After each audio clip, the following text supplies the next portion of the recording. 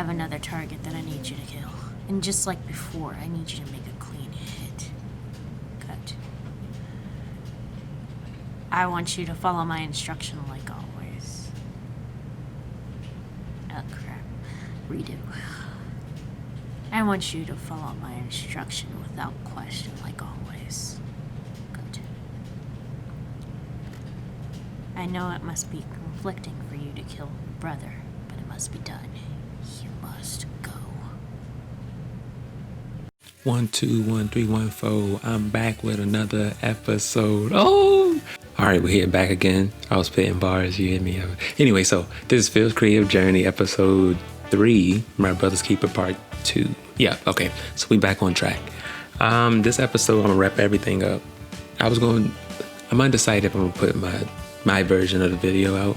Like, it's like 7 minutes long. I don't know if I'm gonna put it at the end of the video because I don't want it to be too long, because then the video would be like 20 minutes. I might do it, but without further ado, let's get started. Okay, last time on our journey, we did the fight scene, background stuff. Most of that stuff in the last video took place the same day. So that's why I kind of kept it together, even though it's kind of out of order in the way the movie goes, but you'll see later. Okay, this scene, I think Julio came up with it, I'm pretty sure. The dialogue sounds like him.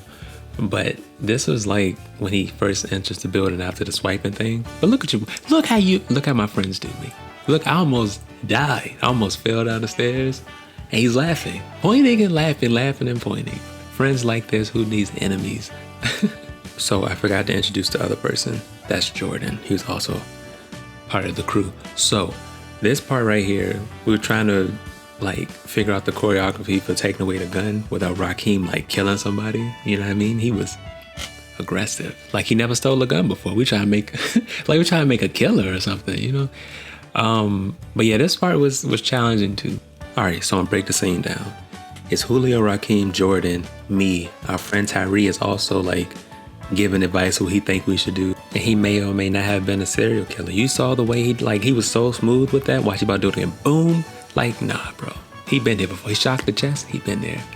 Secret agent, man. Something I just thought about. I'm glad that black people don't take the stairs, because this would have took forever if it was like heavy flow of traffic, people like going up and down the stairs. It'd been frustrating, but thank God we take elevators. Also, I had to change angles because when we originally did this, him coming up the stairs scene, I was just like in the corner, you see right here. And it didn't make sense. Like you couldn't really see too much of the action. So we decided ultimately to change the angle. But this is the finished result. And I can't remember, but I'm pretty sure he popped him on the head for real. Pap. I'll move on to the next scene, but I just wanted to show you how much of a savage Rakim is. Watch. Boom. He's a savage. Now this moment right here was like everyone coming together. My whole crew. Desmond. Shout out to Desmond. There goes Sean. See, I haven't seen Sean in years, but shout out Sean. And Joseph, right? Everyone, the stage direction was look menacing. Not those words, but look like, you know what I mean? You're a security guard. That's why everyone got that mean mug face. Most of these people wouldn't hurt a fly. Maybe Desmond. Another thing I learned from this is like the value of setup shots. You know how in movies where you don't see the main character first, but you like see actions before the main character enters the hallway? That's what this exercise taught me, because a lot of this movie is setup shots. There's only a few like action sequences or whatever, but everything sets up for the next thing. Or that's how I see it in my head, rather. Like this sequence here is, oh, he was just thirsty. He was getting water. He gonna be responsible and throw the styrofoam cup in the trash. Nothing's gonna happen. No one's gonna come up and shock him and throw him to the ground or anything until he did. Boom. You know what I mean? Setup shots. And yo, shout out to Tyree, man. These fallen actions have me dying. He just threw him down. And this is the one that actually made it into the movie. Watch. He throws him down. He starts smiling. I was like, what you so happy for? Another thing that gets me is this mean step over. Like he didn't care about his body. He was like, get out the way, peasant. It gets me. So a struggle that we faced when it came to like the action things, just like in the stairwell, figuring out how we wanted to record it. And we thought about doing like the continuous camera thing. So like we just zoom out, but it didn't make sense flow wise. So we end up just chopping it up, like him walking around the corner. Side note, this combination of glove, coat, the holster, gun pulling was was interesting, to say the least. It didn't always work, but when it did, it looked cool. I think the gloves kept slipping on the guns or whatever it was. See, look at this. Bless his heart. He was doing the best he could with what he had. Anyway, another thing I love was all the death animations. They gave me life, like this. Oh snap! You're supposed to die. Oh, my bad. Boom. Rakim is hilarious. I think this has to be my favorite outtake. Listen. Peek around the corner. The team just got shot at, like moved kind of. What? It's the what for me. So remember last episode I said people kept like jumping in the scene, messing stuff up. Watch this. The face. You know what just happened. Jordan ruined it. What you dancing for, brother? Get out the way. Jeez. So fun facts. We had 5 guns. 2 brown ones, the 2 silver ones, and a revolver. The revolver looked like this. We only used it once, and that was at the end of the video. We tried to go for a slow motion thing, but it didn't look how I liked this, so I didn't put it in my video, to be honest with you. And this is my favorite, like, death. The fear in his face. It just made it for me. It just, I can't explain in words. He just looks so terrified, but it's funny. Something I realized looking back on this, a lot of bodies disappeared. First, Sean's body disappears, right? He got shot before Joseph got shot. He disappeared completely. If I ever re-edit this and like, you know, do some scenes over, I will make this the scene when Joseph got shot because it makes more sense. Like you don't have to worry about the Desmond body or the Sean body and just cut it like right here and then go to the next scene, which is the fight scene. Okay, this is a setup shot to like establish the final boss, quote unquote, so to speak. Because like, I mean, if you saw last episode, you see the fight scene. However, that comes after all this, like I said. This is your first or second introduction to the quiet samurai. So I looked at the script. His name was just called Swordsman. We weren't that creative. And Rakim's character is Mr. X. Whatever. But like, ease on down the road. All right, yeah. So this is like the last thing we shot before we like wrapped or whatever. And it was a long, like I said, it was a long and tedious process. But I'm happy with the result. I will admit, my version of the film I liked it, but like I think Rakim had the best music. I'll always say that. But anyway, here's my film. I have another target that I need you to kill. And just like before, I need you to make a clean hit. Yes, ma'am. I want you to follow my instruction without question, like always. Anything you ask. I know it must be conflicting for you to kill your brother, but it must be done. You must go. Understood. You will need these.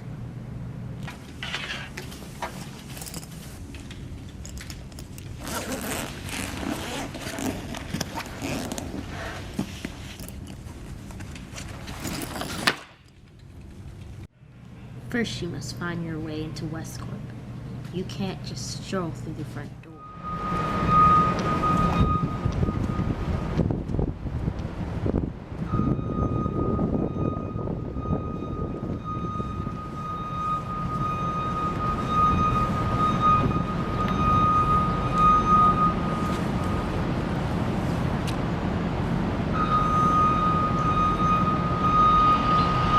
Make your way to the back entrance.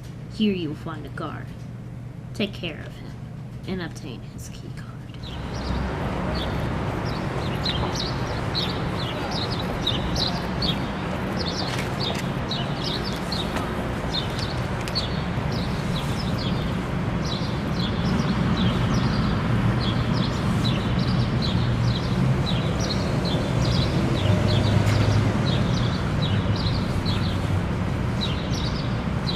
Can I help you, my man? You got away?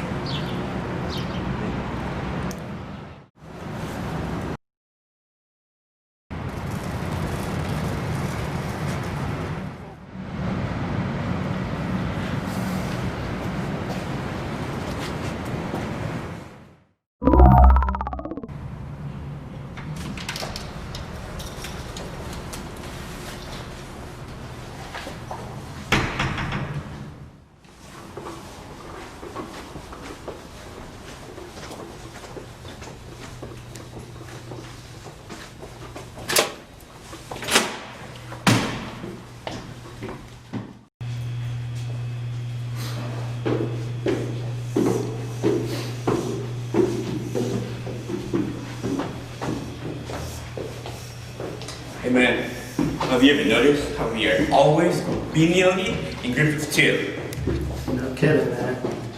This makes us easy to target. Yes.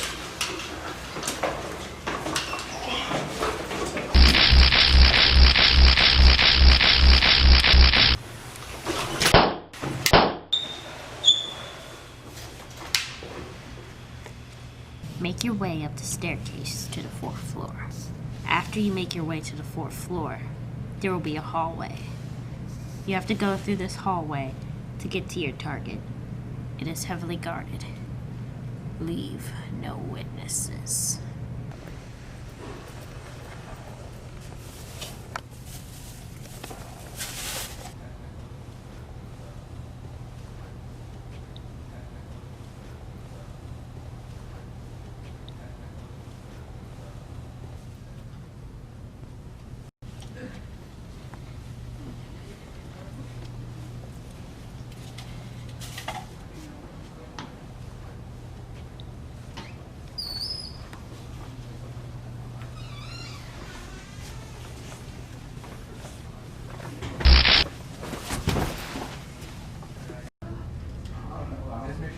Hey, what's that?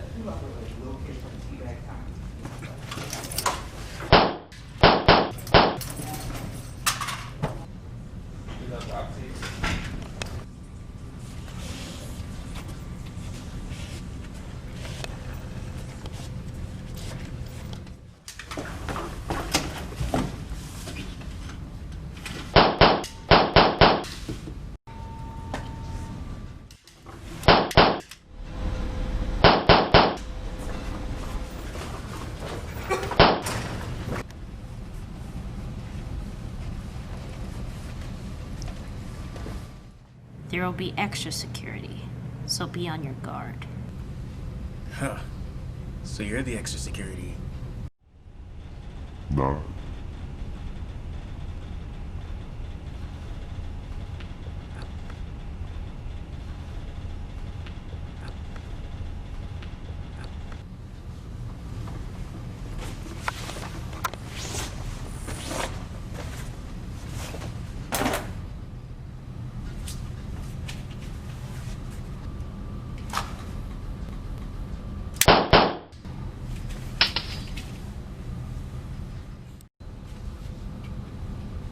You're a worthy opponent.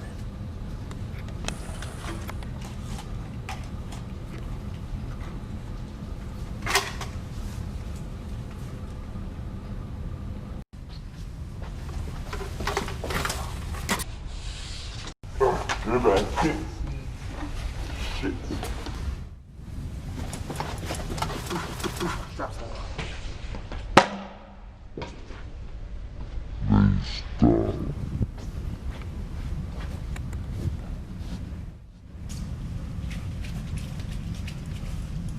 Where is he?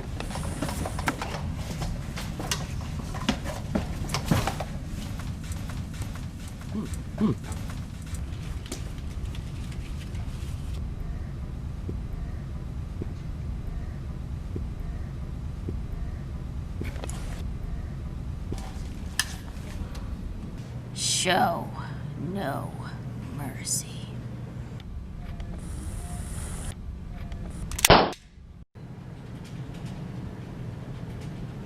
After you get past all the security, kill your target. You must go.